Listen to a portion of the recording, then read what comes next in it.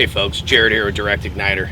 I get a lot of people asking me the same question, which is if they can take their Traeger BBQ camping and how should they power it when they're camping or when they don't have easy access to 120 volt power. Today I'm going to show you a couple different ways on how you power one of these while you're camping or while you don't have a consistent 120 volt power around.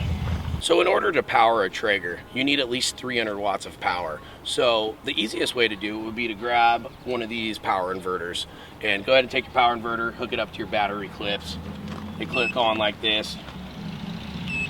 And then you can plug right into this and you can power your Traeger right off your battery from your truck, your car, and anything else you have, your razor, your trailer, whatever else you've got. That's the quickest and easiest way. So say you're going camping here and you need to power your Traeger. You might have an outlet in your truck such as this one. This outlet right here is only 150 watts. It's not going to be enough power to power a Traeger. That's why we use the inverter underneath the hood, and that will have enough power. Remember, you have to have at least 300 watts of power to power a Traeger. So with this 150 watt, we're not going to be able to do it. But there is a hack, a trick I can show you, so you can power a Traeger off of something low powered like 150 watts.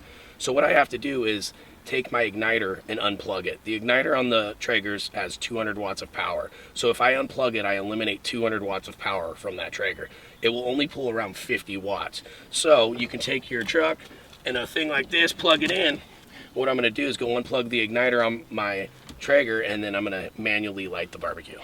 So here we have all the wires for my Traeger that I wanna start with my truck. Now in order to do that, I need to unplug the purple wire, which is the hot rod.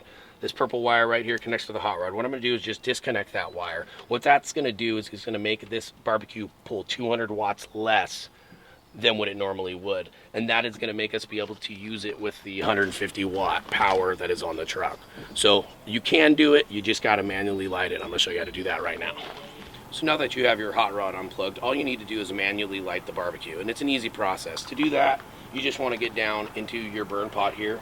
You want to throw some pellets down in there, get a good torch or a good lighter, and go ahead and light some pellets on fire down there. The key here is to get them lit and let them burn for about 5 minutes before we actually turn the barbecue on. If I was to turn the barbecue on right now, it would put the fire out by blowing too much air at it.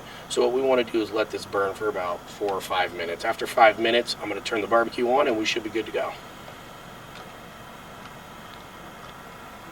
So we hand lit the barbecue. I waited about 5 minutes. Now that I've waited 5 minutes, I've let those coals really get red hot and they're looking good. I can go ahead and turn it on. So you can see my barbecue is running and we're running off the truck right now, which is only 150 watts.